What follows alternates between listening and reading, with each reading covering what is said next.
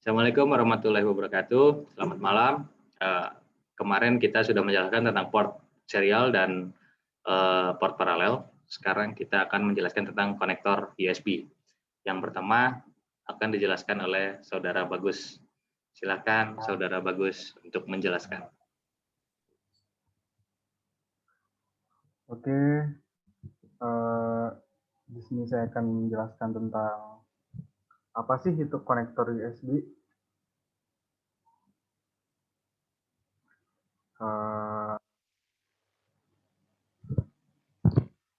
Di sini kita pertama-tama ada pengenalan konektor USB, yang dimana USB itu adalah Universal Serial Bus, adalah standar bus serial untuk perangkat penghubung yang biasanya kepada komputer namun juga digunakan di peralatan lainnya, seperti konsol permainan, ponsel, dan personal digital assistant atau PDA. Yang mana pada sistem USB mempunyai desain yang asimetris, yang terdiri dari pengontrol host dan beberapa peralatan yang terhubung yang berbentuk pohon dengan menggunakan peralatan hub yang khusus. Untuk gambarnya bisa dilihat di samping.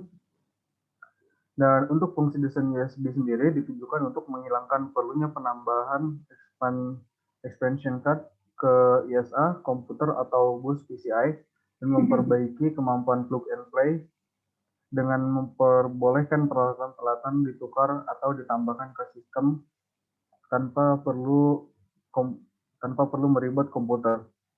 Dan ketika USB dipasang, dia langsung dikenal sistem komputer dan memproses device driver yang diperlukan untuk menjalankannya.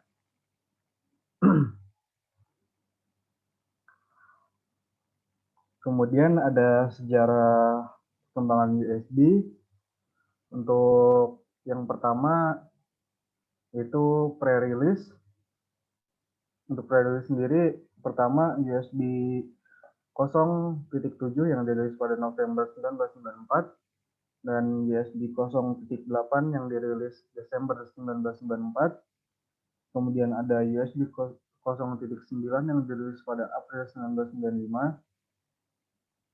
Dan ada USB 0.99 yang dirilis pada Agustus 1995. Kemudian ada USB 1.0 yang rilis kandidat dirilis November 1995. Yang kedua ada USB versi 1. Untuk USB versi 1 sendiri dirilis pada Januari 1996. Kemudian kita lanjut ke USB versi 2. Untuk USB versi 2 dirilis pada April tahun 2000. Untuk perbedaan yang lebih mencolok dari USB sebelumnya yaitu dari kecepatan transfer data yang jauh lebih meningkat dari versi sebelumnya, versi yang kedua maupun versi yang pre-release. Untuk kelebihannya seperti super speed data dan frekuensi clock 4800 Mbps dan high speed data dan frekuensi clock 480 Mbps dan toleransi pensinyalan data kurang lebih 500 ppm. Untuk full speed data dan frekuensi clock 12.000 Mbps dan toleransi pensinyalan data kurang lebih 0,25% atau 2.500 ppm. Dan low speed data dan frekuensi clock 1,50 Mbps dan toleransi pensinyalan data kurang lebih 1,5% atau 15.000 ppm. Dan berikutnya ada USB versi 3. Untuk USB versi 3 dapat disebut dengan USB 3.0 yang dirilis pada November 2008 dan kecepatan transfer data USB 3.0 sekitar 3,2 Gbps atau 400 Mbps dan secara teori dapat mencapai 4,8 GB per second. Kecepatan ini 6 sampai 10 kali lebih cepat dari maksimal kecepatan USB 2.0. USB 3.0 mengenalkan teknologi transfer data dua arah full duplex sehingga dapat menulis dan membaca data secara bersamaan atau simultan.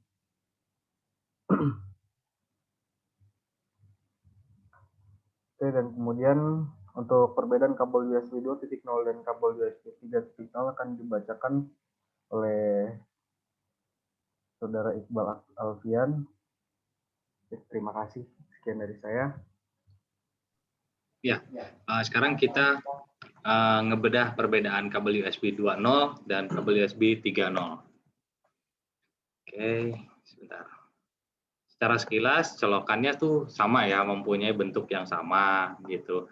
Menggunakan plastik isolator warna biru untuk yang USB 3.0. Kalau yang warna putih itu biasanya adanya di 2.0. Nah, ukuran sama bentuk penampang meski tidak terlihat jelas, tapi kalau kita perhatikan sungguh-sungguh ada perbedaan bentuk pada port atau colokan antara USB 2.0 dengan 3.0. Tentu ukuran USB 3 lebih besar dibanding USB 2.0. Kecepatan transfernya, USB 2 memiliki kecepatan transfer data sekitar 480 Mbps, sedangkan USB 3 kecepatannya 4,8 Gbps di atas kertas ya. Gitu. 10 kali lebih cepat lah dari USB 2. Ini adalah kabelnya untuk USB 2 ini. USB 2. USB 2 dapat menyalurkan arus hingga 500 mA, sedangkan USB 3 hingga 900 mA, sehingga memungkinkan perangkat yang haus daya terkoneksi dengan USB tipe 3 ini. Jadi kalau misalkan kita punya laptop atau PC yang dayanya rendah, cuma berapa watt aja gitu, itu USB 3 nggak akan pernah bisa baca.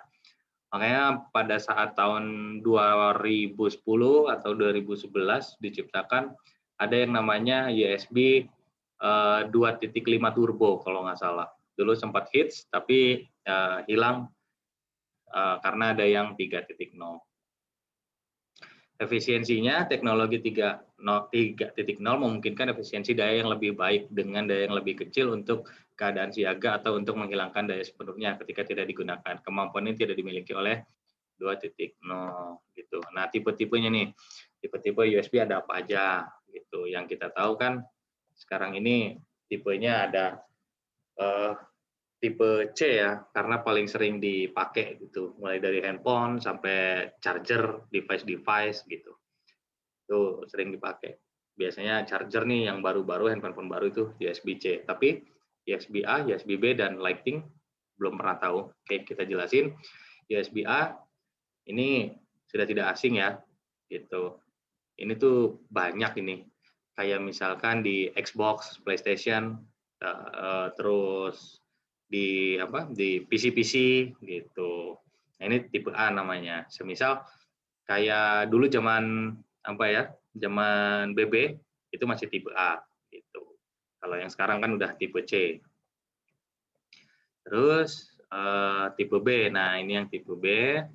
Tipe B ini dulu ini dipakainya sama firewire, printer kayak gitu. USB-B memang paling jarang karena dipakainya bukan buat sehari-hari gitu ya, tapi ini untuk kerjaan. Kayak yang standar itu kayak colokan printer.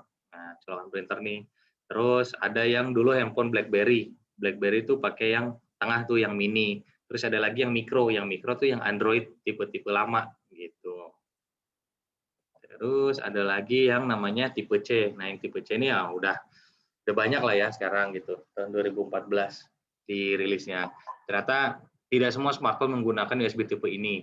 USB tipe C menghantarkan tenaga besarnya itu 100 watt gitu. Jadi kalau misalkan pakai tipe C, itu charger bisa lebih cepat karena listrik yang dihantarkan tuh lebih besar gitu. Nah, ada lagi yang namanya USB Lightning, penerapan format kabel baru. Kabel lama menggunakan konektor 8 pin, sementara baru memiliki konektor 30 pin. Nah, ini ada di iPhone. Kalau kita lihat iPhone 5, nah ini kayaknya mulai awal ini sepertinya di iPhone 5 nih. Itu colokan-colokan kayak begini atau konektor lah ya. Konektor kayak gini nih adanya di iPhone. Dulu sempat juga dipakai sama Apple untuk MacBook. Sekitar tahun 2013-2014 Apple tuh chargerannya pakai ini gitu, pakai Lightning. Nah, terus